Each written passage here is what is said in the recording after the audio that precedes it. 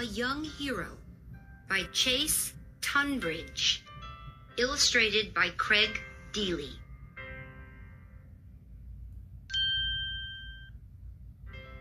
What does it mean to be brave? Most of the time, we think bravery is only for the heroes we see on TV or in the movies. Does bravery only happen on TV?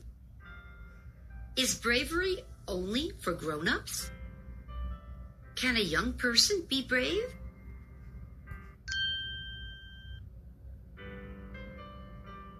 This is the story of Ruby Bridges. Ruby was born in Mississippi. Her father worked on a farm. When Ruby was very young, her father lost his job. She and her family had to leave the farm and move to the city of New Orleans, Louisiana. Even though Ruby's parents worked very hard, her family didn't always have enough money for food.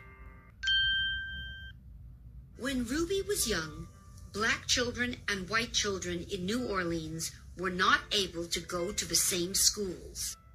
The schools for black children were not equal to the schools for white children. There was no real reason for it to be like this. It was racism, and it was against the law. A court decided that schools had to integrate. The judge asked 4 young black girls to go to 2 white schools. 3 of the girls went to one school. Ruby went to William Franz Elementary alone.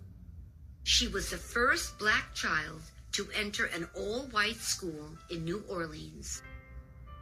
Ruby was only 6 years old. She was young, and she was very brave. On Ruby's first day, a large crowd of angry white people waited outside of the school. They tried to scare her. They teased her and yelled mean things at her.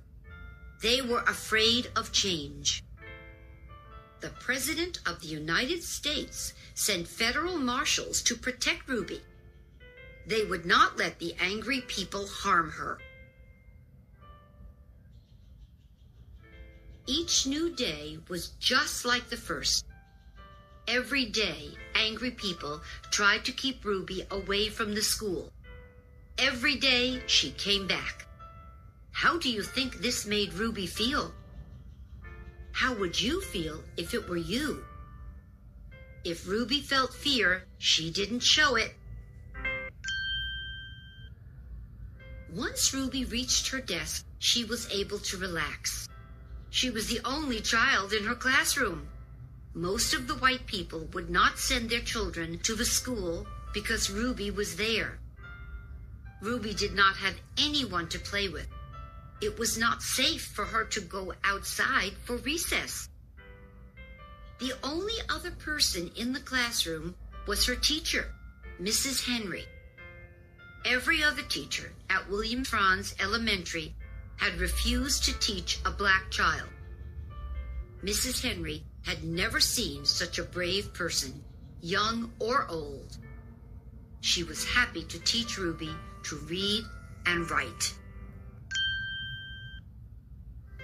After a long while, the white people began to overcome racism and started sending their children to integrated schools. By the time Ruby went to 2nd grade, classrooms had many children, black and white.